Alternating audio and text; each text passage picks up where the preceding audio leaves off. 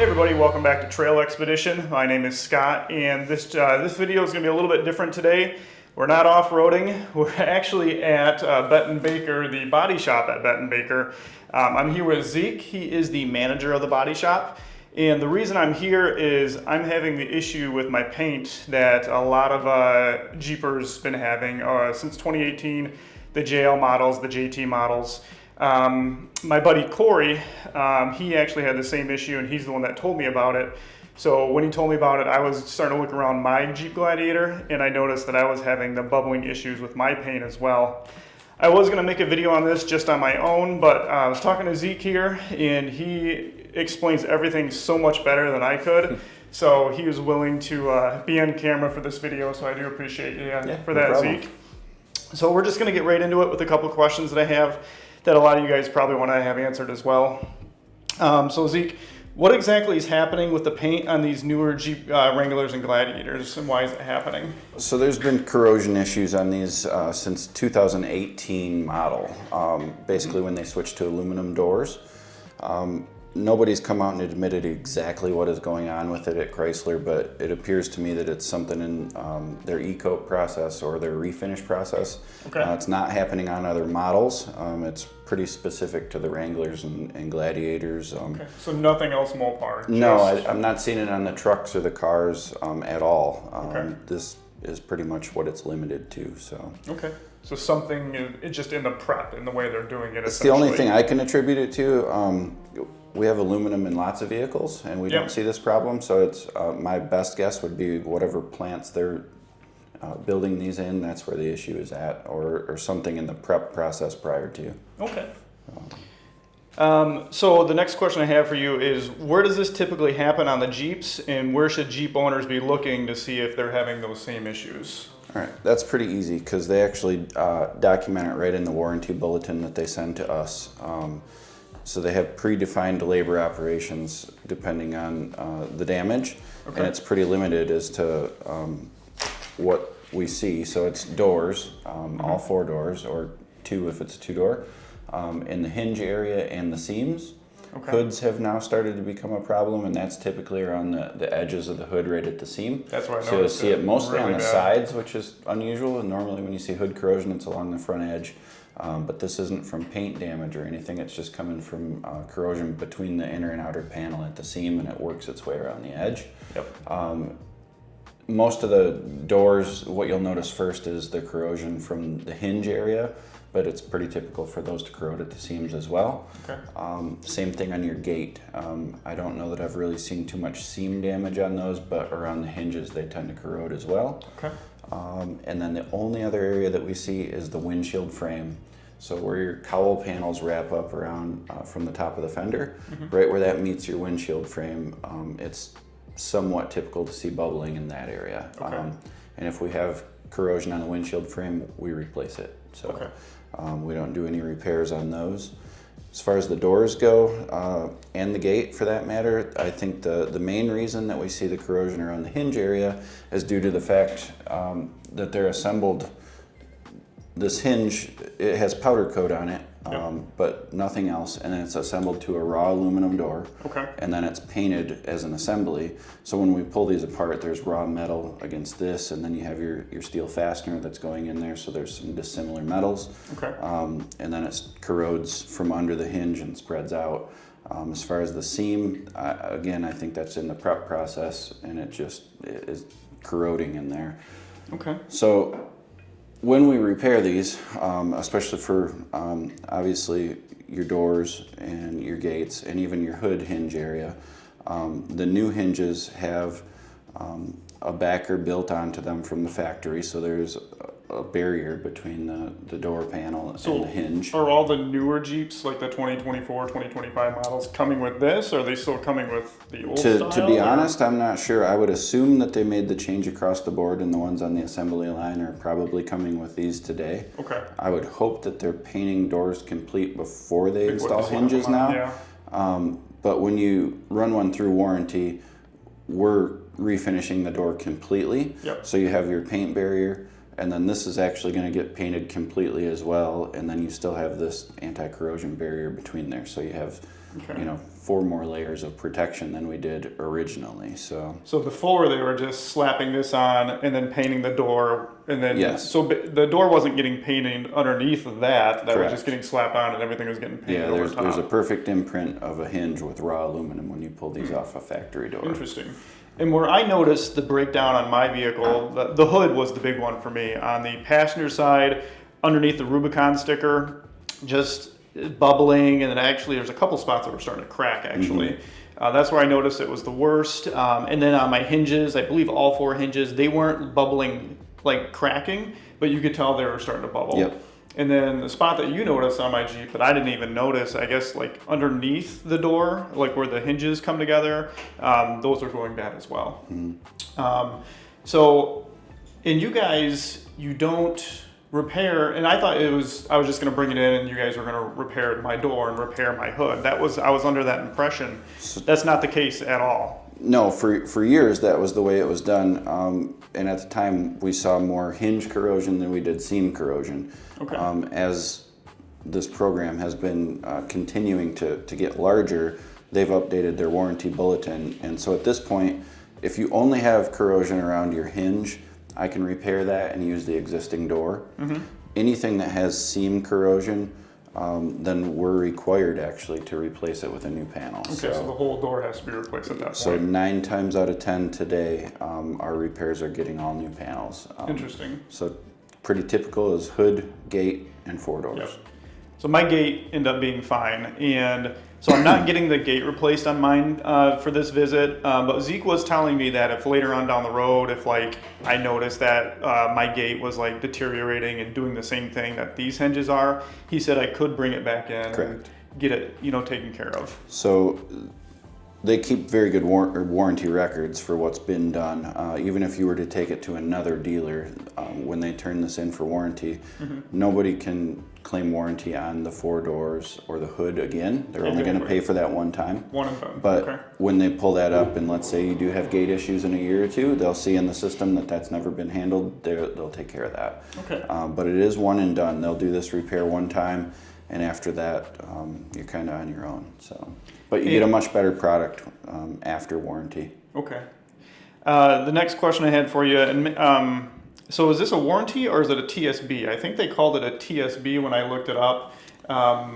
So they may put it out as a TSB to get the information out there, but it's actually, as it states right here, it's a warranty bulletin. Oh, okay. It is. So that when we see tons of these, when you came in, I think I had seen 3 just that week. Okay. And I'll go a month or 2 without seeing any at times, but other times I get an influx, and so with the weather getting nicer, people are cleaning their vehicles. Now they're starting to see it.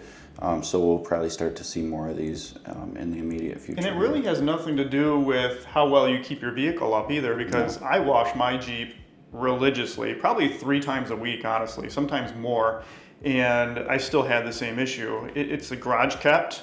I mean, you guys know I'm not easy on my Jeeps, I off-road them, but that shouldn't cause paint issues. It's odd that as we see these come through here, the ones that seem to be the furthest along with corrosion are the nicer vehicles. Yeah, and people are trying to keep them up. I can't put together what's causing that or how that all ties together, but the ones that look like they've been washed twice in the last 6 months, maybe, those ones you might do one door and the rest of them are fine. It's really odd, but that's kind of the trend we see here, is that the more well-maintained vehicles seem to be the ones with the most corrosion. Crazy. That is nuts to me. Oh, let's see. Next question here. No, you already answered that one for me. So how long does this process take to get the paint issues fixed? That is, kind of walk me through the process. Like when I first walked through the door a week ago or 2 weeks ago, and I kind of told you, hey, this is going on. Walk me through the process of what you have to do as soon as like a customer walks through the door. So when these come into our shop, they're very strict about the photographs that we take and the documentation that we present to them in order for it to be covered. First of all, it has to fit in the correct model years, so it's 18 to 24 currently that falls into this bulletin, and it's the JLs and JTs only. that are covered under this warranty bulletin. That doesn't mean if you have other issues with other vehicles they can't be handled, but this bulletin refers strictly to those. Okay. So when we take our photographs, we have to take it with the last 8 of the VIN number and the panel location. So when I'm doing the right front door, every photograph has to be noted with the last 8 of the VIN and the right front door. Okay. And that would be your seams, your hinges, and then every subsequent panel after that has to be labeled individually. So it takes some time for us to even just build the photograph file for one of these claims. And then we create the estimate in our estimating system. From there it goes to our warranty department who submits it for approval.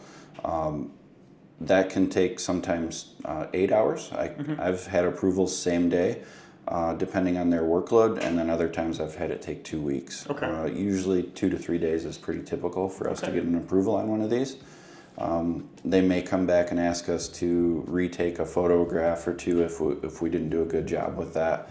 We try to get all of our ducks in a row for approval prior to scheduling or ordering parts or anything like that. Okay. So that gets us that far. Then we call our customer. We get you scheduled. Normally parts availability isn't an issue, but in your case, we have 2 vehicles here that we're waiting on left front doors that have never been a problem until this week. I would expect it's looking like we'll have them by the end of the week. They're usually pretty good about that. So we like to have parts on hand prior to scheduling. The actual repair itself, again, kind of depends on the workload of the shop. We're pretty dialed in on these. We can get them done in a 5-day work week, start to finish, if everything's on hand and no hiccups. Yeah. But to think 2 weeks is pretty reasonable. Okay. Because some of them you're doing a complete paint job depending on the color. Yeah. If you can panel paint, it's great because you don't break the paint on other panels, but some colors you cannot panel paint. Or some, like, what are some of those colors? Like kind of the oddball ones, that, like the So gecko the and PDN, which is the gray, Okay. that one is probably the worst.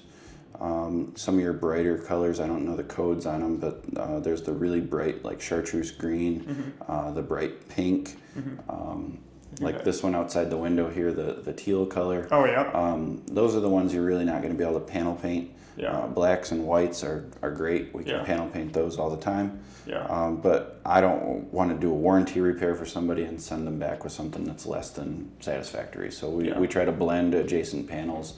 And when we do that, then we're taking all the badging off, and as you can see, all the flares, everything comes off. So we treat it like we would any other collision job. Yep. So basically, my Jeep is going to get all torn apart here in a couple. And they started the process. It's just we're waiting on that door.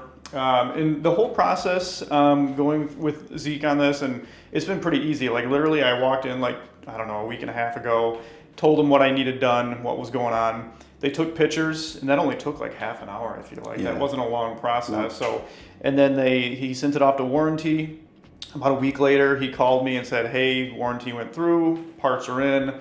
I think that was on a Friday. We scheduled it to come in on a Monday, and today is Wednesday right now. Yeah. So So your doors are ready for paint, and in your case, yours is white.